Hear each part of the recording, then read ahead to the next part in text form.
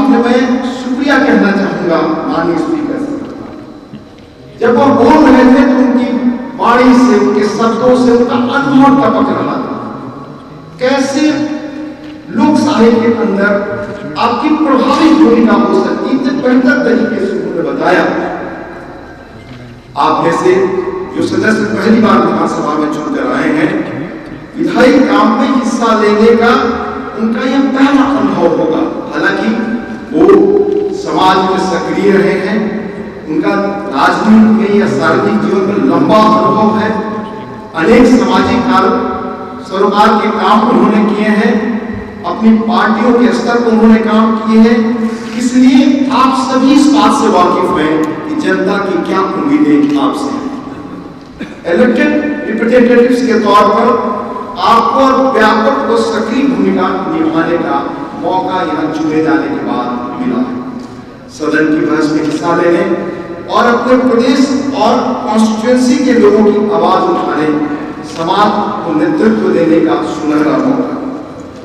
आप एक क्षण के लिए सोचे, इस 140 करोड़ की आबादी वाले मुल्क में गिनती के चंद लोगों को इस लेजिस्लेटिव विधायी संस्था का हिस्सा बनने का मौका मिलता है।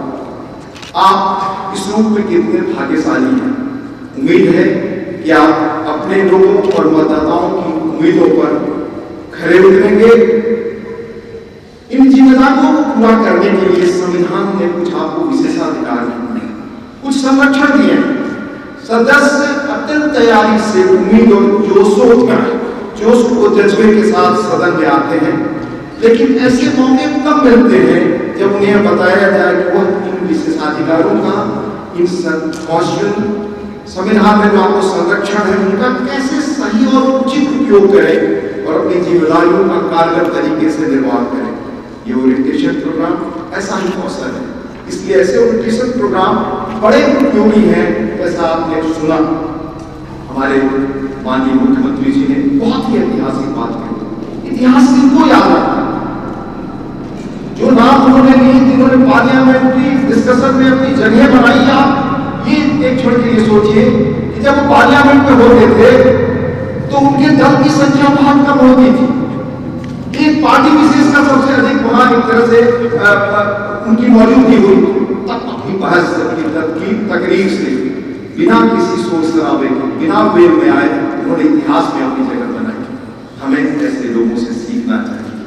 यह प्रोग्राम एक तरह से मैं कहूँ तो किसी बड़ी इमारत की नींव रखते जैसे, निजी जीवन में भी और सार्वजनिक जीवन में। अगर नींव मजबूत होगी तो आप एक आलीशान ऊंची इमारत कायम कर सकते हैं, जो किसी भी चुनौती का सामना करने में कामयाब होगी।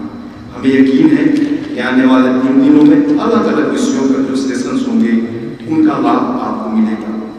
यह ओरिएंटेशन प्रोग्राम एक तरह से उस लर्निंग प्रोसेस की शुरुआत है जो अगले 5 साल तक लगातार चलेगी।